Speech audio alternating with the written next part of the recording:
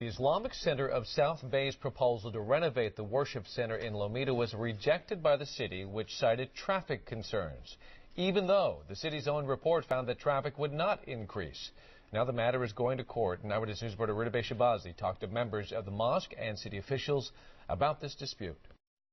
This mosque has been part of the community for more than 2 decades. In 2008, they developed plans to convert these 8 separate buildings into one unit, but the city hasn't approved those plans, and now the Islamic Center of the South Bay is filing suit.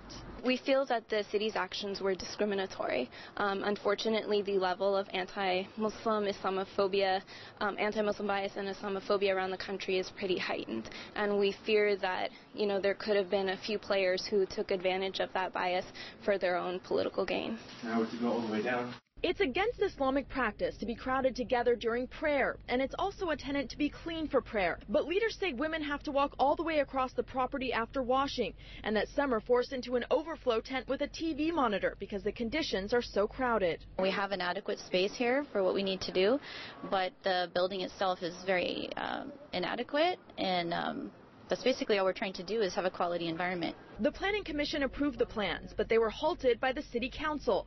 City Attorney Christy Hogan says it's not about prejudice or freedom of worship, but an issue of zoning and the planning process.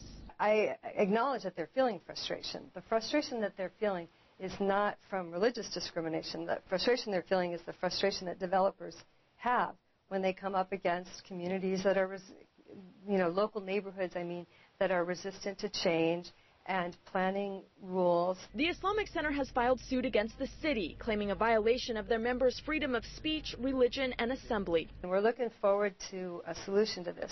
The solution is going to be in bricks and mortar. It's not something that a courtroom's going to need to decide. Part of the opposition's issue involves parking in the neighborhood. The leaders of the mosque say the new plans will accommodate more parking and relieve that congestion on Fridays. In Lomita, Renovation, ABC 7 Eyewitness News.